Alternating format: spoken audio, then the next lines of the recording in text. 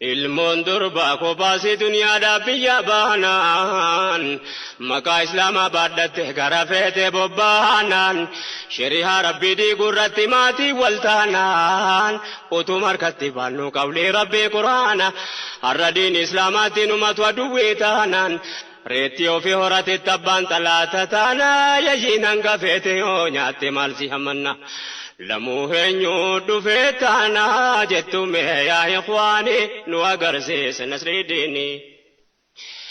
ajabaka ni dubbanna waan rabbiin borerraa nu gaafatu maatii ilmoo fi durbaa kophaa haalatti ergatu kan silaa guddifate jannatatti argatu dhiira jiira jedhan kan haadha manaa ergatu ofii isaati hastaa'ee waan siin ergitu eeggatu salphinni kana achi maaltu jira dubbatu bahaa baatanii buluun hamma kanan ulfaatu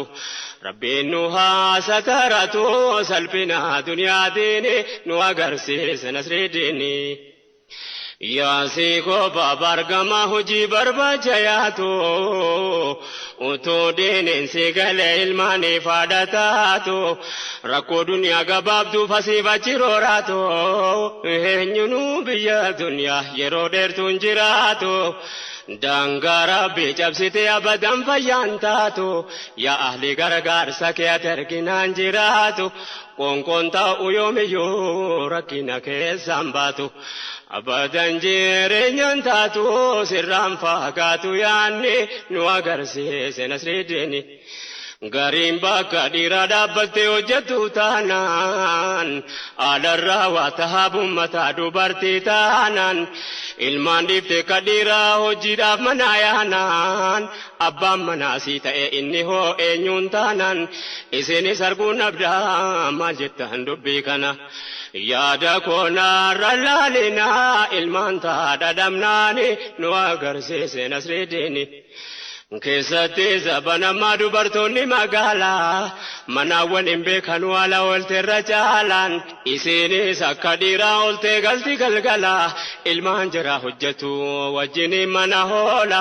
kana guddataa jira xabihaas kan sii dhaala barnoota ammayyaa qofaan guddattee irra caalaan waan diiniin beeytu wallaalaa akkuma argaa jirtanii nu agarsiise nasridiini shari'aan kana beekaaf hundaafuu seera kaa'ee amrii riskii barbaadu mataa dheeraarra kaa'ee qilleensa jaahiliyyaa tas nutti qilleensa salphinni warra Awurooppaa mana waliin nu dhahe dhiirrabbaa ta'uu wallaale ilmaan argatee ka'e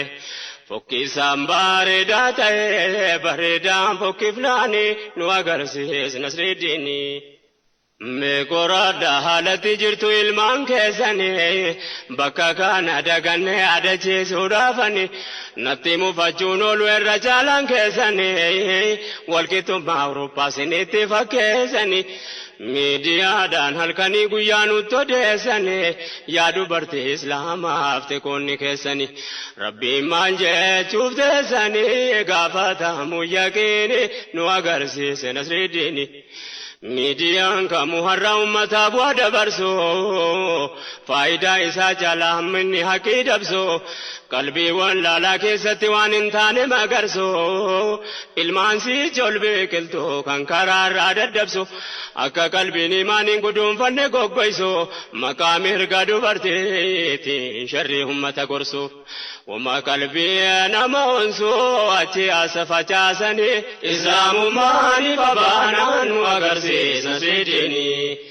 mirgi jarri halkanii guyyaadhaan si tasaasu akkaati qooda diinii wallaallaan si dhamaasuuf maqaa mirgaa fulqixxummaatii manaa si baasuuf kabajaa diinii keeti ijaaba sirraa baasuuf akkuma ofii ta'anii jirannullee taasisuuf duniyaa akhiraa nu khasaarsuuf dhaaf akka tahaabanii